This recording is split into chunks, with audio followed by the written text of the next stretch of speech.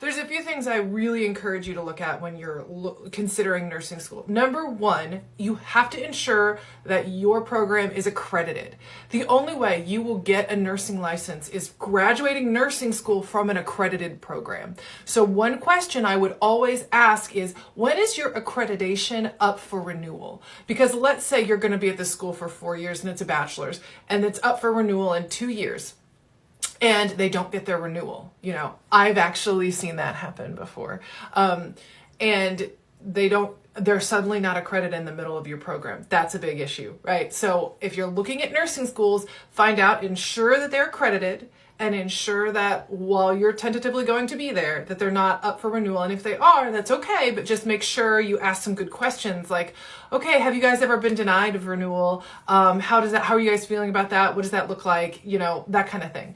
Next, NCLEX pass rates. You want to make sure that you're going to a school that is going to educate you to the point where you're going to be able to pass the NCLEX. So the way that you can look up NCLEX pass rates is by going to your state board of nursing. So let's say I'm going to school in Florida. I'm going to go to the Florida State Board of Nursing website, and it should have somewhere where I can look at all of the schools in Florida and I can see all of their NCLEX pass rates. So you can see, okay, out of 100 students, 78 of them passed the NCLEX on the first try, and 90%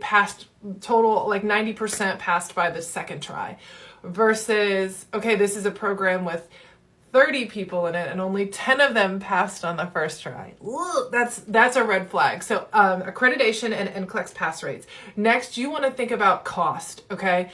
I have been a nurse again for like 11 years, and I know people who went to nursing schools who paid like crazy amounts of money to go to this specific nursing school. And then other people who paid just a fraction. And at the end of it, y'all take the same boards, okay? You take the same board examination. And while you may have graduated from this nicer school, like I've really not had people ask me where I got my undergrad from.